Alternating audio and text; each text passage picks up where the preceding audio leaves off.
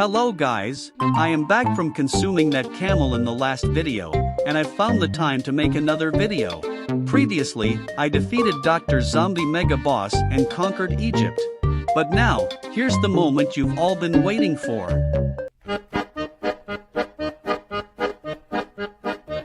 As you can clearly see, we are now on a boat connected to another boat by planks. We are also introduced to pirates, and I'm not talking about these kinds. I'm obviously talking about the ones with funny hats and talking birds. We just met these pirates, which means we should be greeting them. We can greet this fellow pirate by force-feeding them lettuce, which could potentially give them hyperthermia, or even worse, frostbite. Then we offer this fellow an explosive meal, but then some other guy follows him. I use precision to freeze this meth pirate in hopes that they both get blown up by. Oh, shiver me timbers, I was hoping that they could both explode. I mean, enjoy this nice explosive meal. Whatever, I'll just let them try out my Egyptian plants since those are the only good meals I currently have, but that will change very soon. And these pirates must have heard me from far away, because this one swings into the battlefield out of nowhere for the chance to taste my nuts. And you better not take that sentence out of context. The plankless lane also explains the swinging monkeys if you were wondering. We unlock corn, which should be very effective in this world, and you'll see why. For some reason we get an ad for a generic defense mobile game, but I still think Plants Tower Defense vs. Bloons Rush 62 is a superior game. Day 2, by the way, the reason why the game gave us corn is because birds hate butter and we must use it against them so that they don't consume us, because we're the ones who are supposed to consume them. I'd also like to point out that those pirates were able to install a plank in the middle but managed to lose the one at the bottom. Or they probably just moved it themselves. Anyways, my corn loves butter at those seagulls and die. I feed my corn cob some cannabis and cause it to splatter butter all over those pirates. Day 3, if you couldn't tell already, this level seems identical to Day 1. It's likely because of the fact that Day 3 used to feature the Cannons Away mini-game and older versions of the game. We complete Day 3 and unlock a weird-looking wyvern and... Okay, why did I get a predatory ad for an adult elephant grooming an elephant minor? I am calling the police. Day 4, I noticed that the top plank is now missing. I placed down a snap wyvern and it doesn't actually seem that powerful at first. This plant is very good, not just because of the fact that it literally roasts those pirates into ashes, but because they are good at synchronizing. Then we finally find treasure. Let's see what's inside. Just kidding, it's just another endless mode. I bet you were expecting the treasure chest to contain gold, or even a girlfriend. But this made me realize something. Maybe the real treasure was the fathers we lost along the way.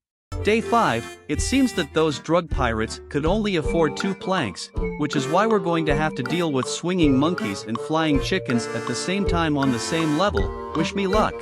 I thought of bringing maize and mutants as well as lizards to fend off against those swashbuckling fly burbs. And it worked!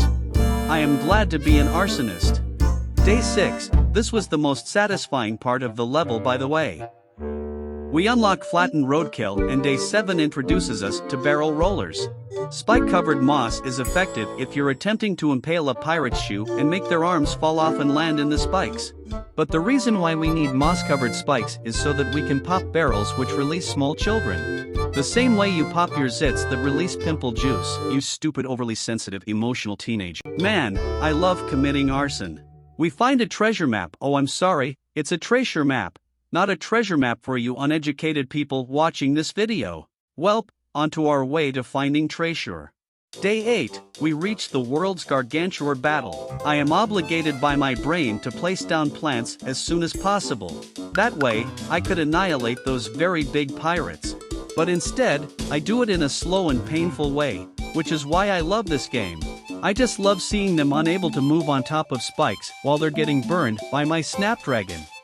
Using road spikes and clapdragons as torture methods were fun in Day 8, so I figured I would do the same in Day 9, with some peace spitters on the side. I'd like to point out how amazing this pirate's posture is, compared to mine at least. With Day 9 completed, we unlock our first bean, which means there will be plenty of more beans to unlock on the way. Day 10, the zombies had decided to start using cannons against our weight. I've run out of funny plant names. I have an idea. Let me just search up clever names for my plants. Okay, so we have Prickly Peter, the Lazy Susan, as well as the Sneaky Sam and Planty McPlantface. Their children launching cannons stand no chance against our Prickly Susan McSneaky faces. I placed down a spring bean only to witness it flatten itself and launch that pirate into the water to drown. Please game, stop showing me this ad of an underage elephant being harassed by an adult elephant. Day 11, I sent a group of Australians and fire-breathing reptiles in order to defeat those. I can't come up with any funny and/or interesting names for those pirates. Okay, so we have Shiverin' Shelly, Dirty Danny, Peggy One Leg, and Nancy Lobster Legs.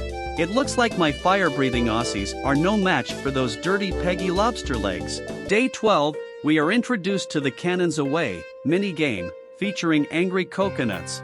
To activate our cannons, we simply tap or click on them since I'm playing this game on PC using BlueStacks. Is it just me or was that kind of overkill? Our objective is to time the shots of these hairy coconuts in order to massacre those birds so that we have a high enough score to pass the level.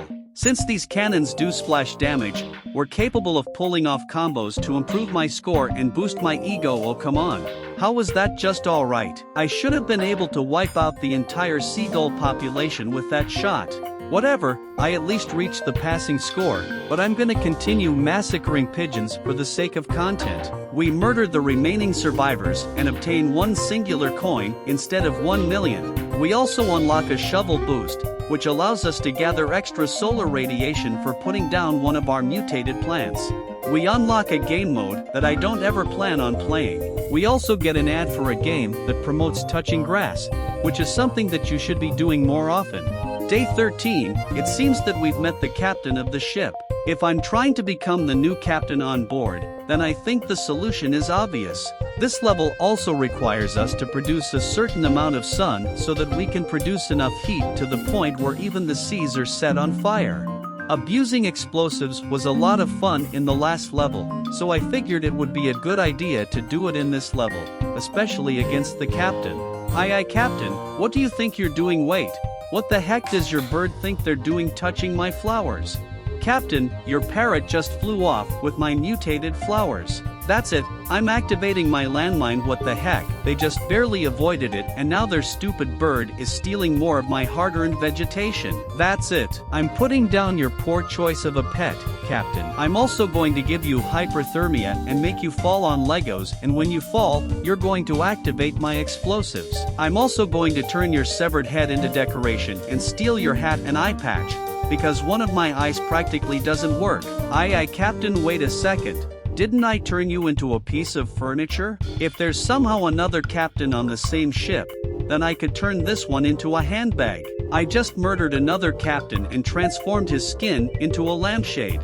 Day 14 is a last stand level. This is also the level where I develop an obsession for explosives by planting a goddamn minefield. Maybe it's because of how fun it is using explosives, but I'm not really sure why. Actually, I think I know why. I also managed to find a niche use for a slinky in this level. We complete the level and unlock pea shooters from Chernobyl. Day 15, if you thought those flowers from ancient Egypt. Day 20 were useless, then these flowers are utterly trash. They provide nothing of value except for making our lives harder, because we have to prevent them from being stepped on, just like a real child. Whatever, I use mutants to my advantage in order to pass the level. Day 16 requires us to defend these slinkies from getting stolen by those pirates, which is clearly a bad thing since slinkies are so much fun, aren't they?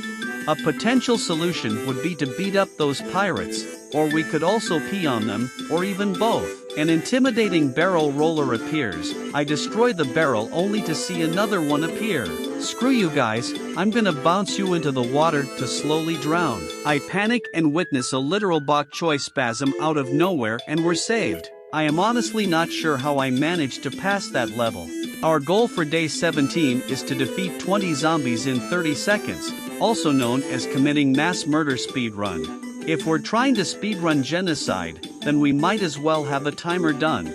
Day 18 is a locked and loaded level, except we're unable to use plants capable of producing solar radiation. The solution? We can use nuts and iceberg lettuce to stall these zombies. It's so that we can kill zombies slower, which not only makes them feel more pain, but also to slow down the wave progression, which basically makes less zombies appear sooner. Once we've produced enough sun to cause inflation, we can start placing down piss shooters and watch infants fall in the water. We can also use our spare sun to spam road spikes and use our spare grass to annihilate the horde of zombies. We complete the level and unlock spikeweed after they've reached their goth phase. Day 19, okay, we're back at day 1 again, but with more of these goddamn flowers that nobody gives a crap about. Day 20, are you kidding me? Not only is this level identical to day 1, but we get 2 levels in a row that are pretty much identical to day 1. Oh, I see, we only have to produce 1000 sun as opposed to day 19 where you had to produce at least 1750 sun.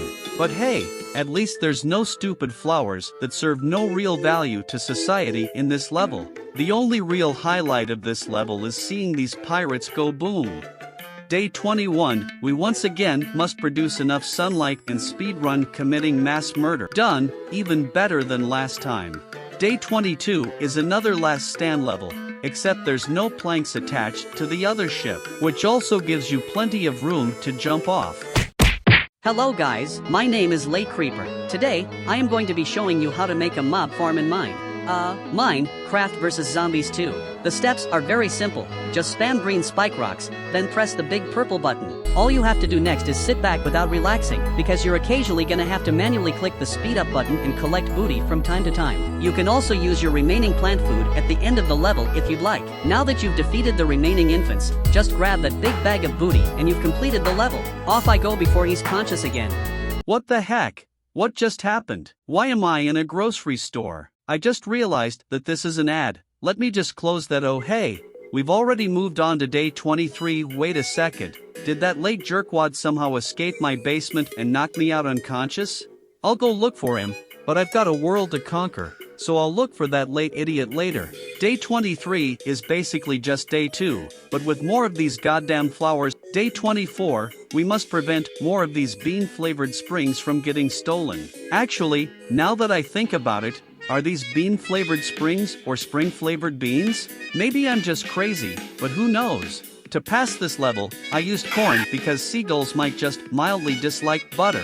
I also brought triple-headed piss shooters as well as a singular cabbage specifically to give everybody a free salad, also known as brain damage. I also panic and use plant food on the spring bean not once, but twice. By completing day 24, I unlock a plant which is literally the cherry on top for my addiction to explosives. Day 25, it appears that those pirates were able to afford having planks in all 5 lanes. But I think you already know what's coming in this level, another tarantula. But then I paused the game.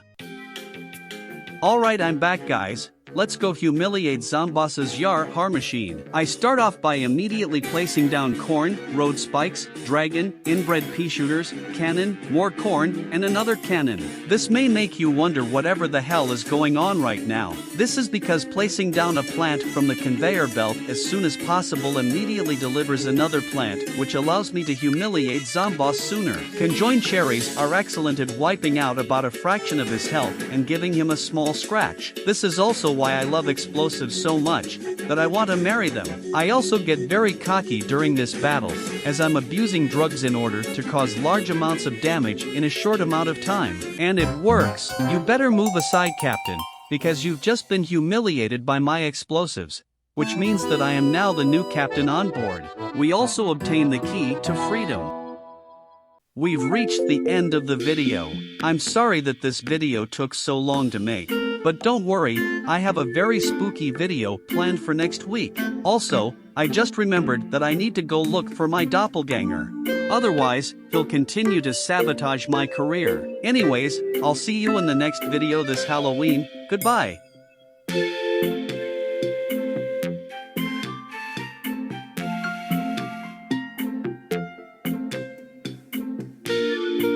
Man, where is he? Wait a second. Was he me the whole time? Ha ha ha ha, you shall suffer the wrath of Late Creeper 690.